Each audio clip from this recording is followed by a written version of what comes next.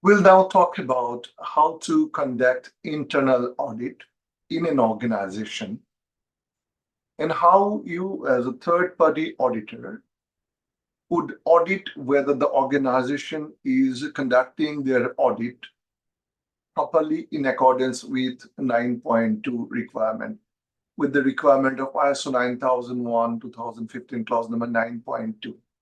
So internal audit is required to be performed in accordance with 9.2. And as an auditor, you are going to check whether they are following up and they're performing the audit in accordance with this requirement or not. Let us see first how the organization shall conduct the internal audit. Let's look at the requirement of the standard, clause number 9.2. Clause number 9.2 is internal audit.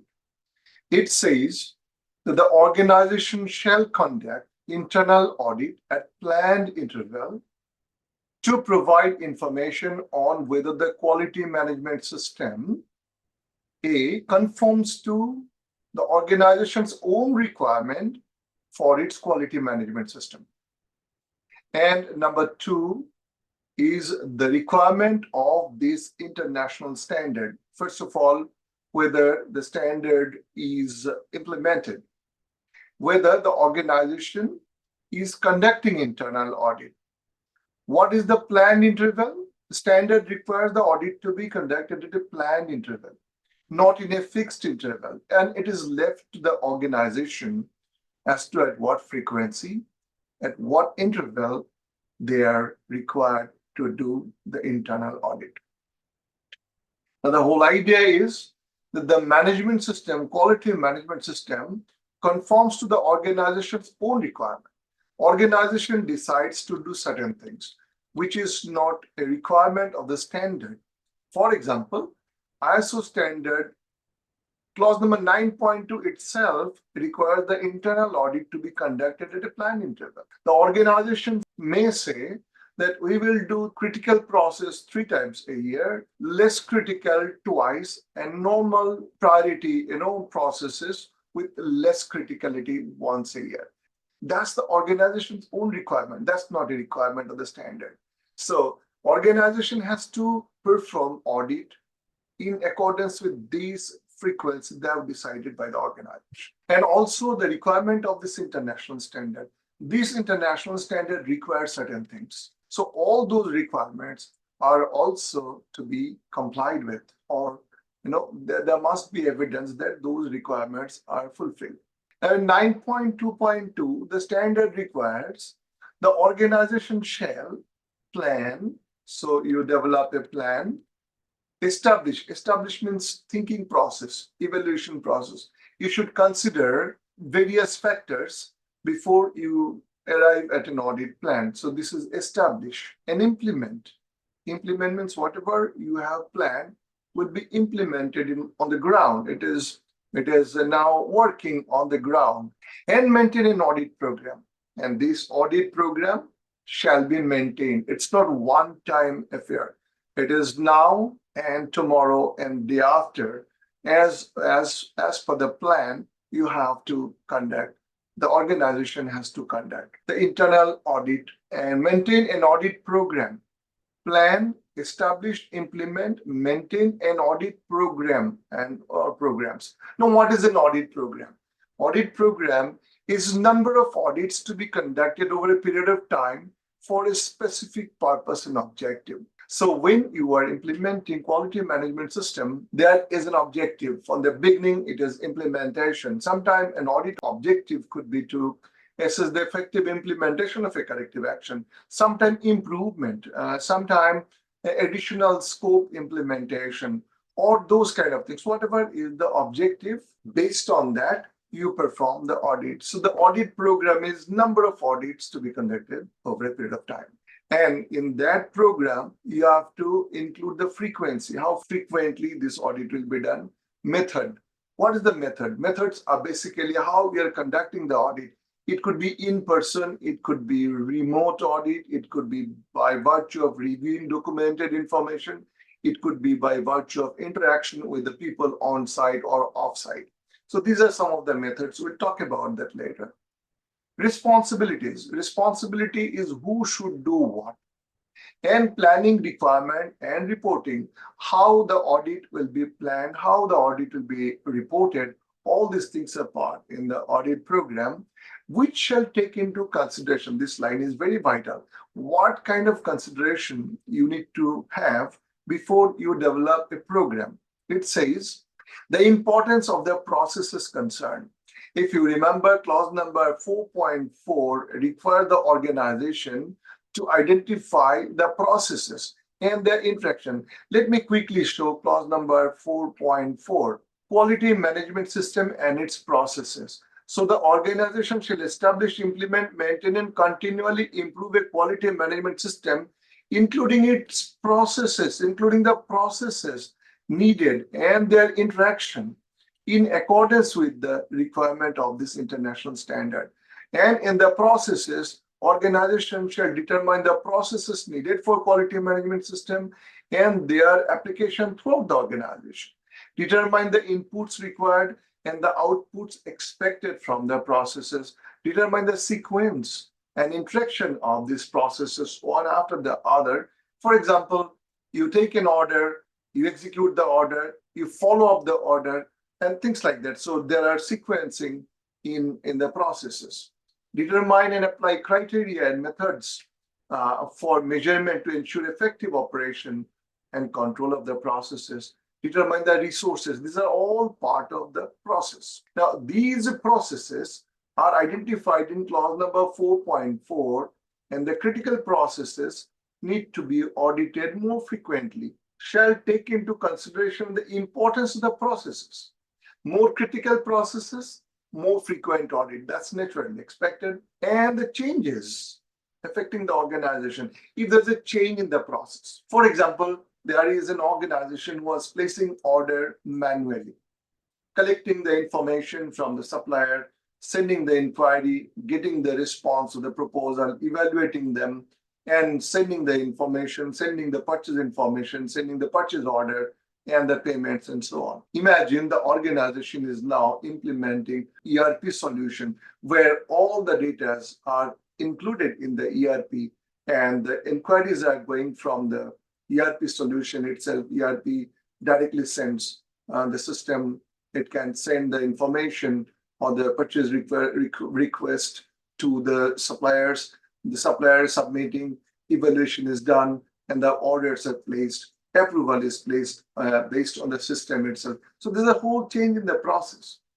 So a system that was manual now is fully computerized and fully systematized in an enterprise resource planning process.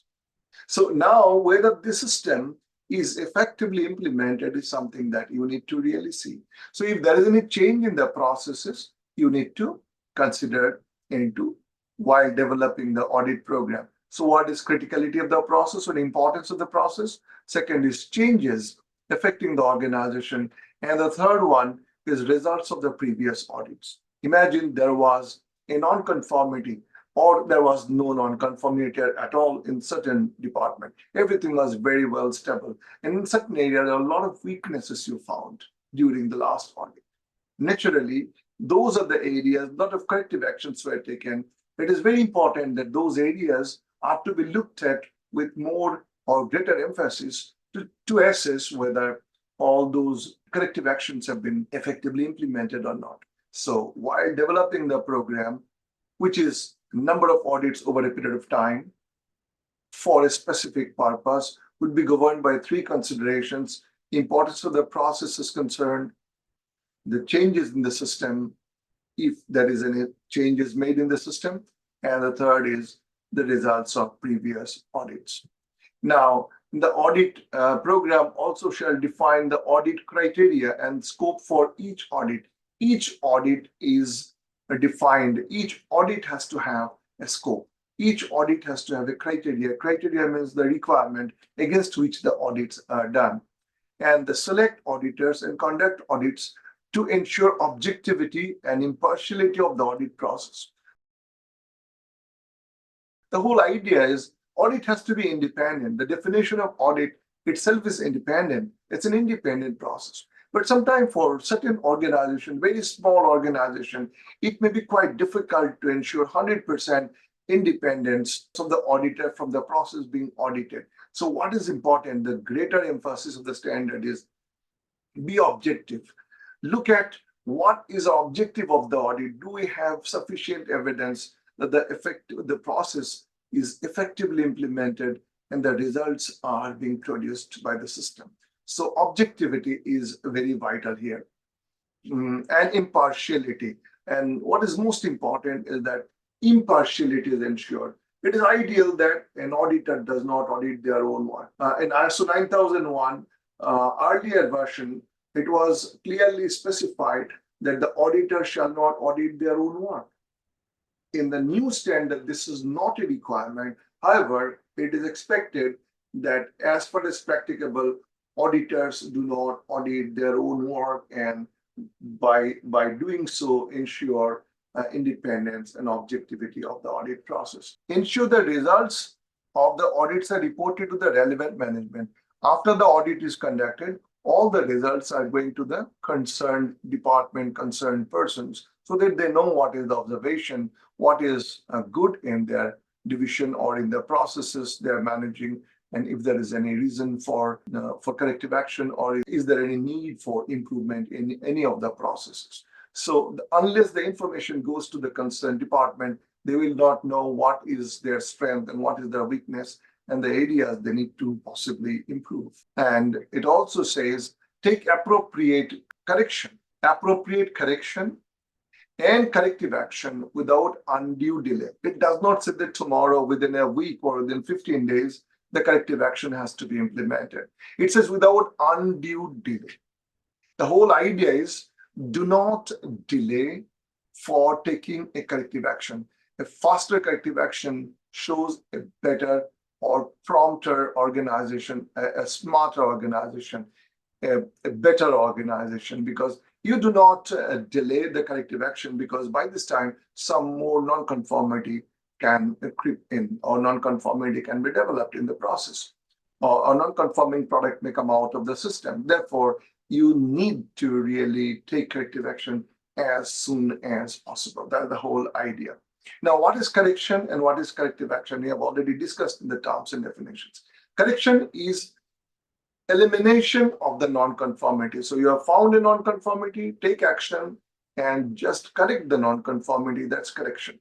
For example, you found a defect in the product, correct the defect in the product. That's correction. Repair or rework, those kind of things are correction.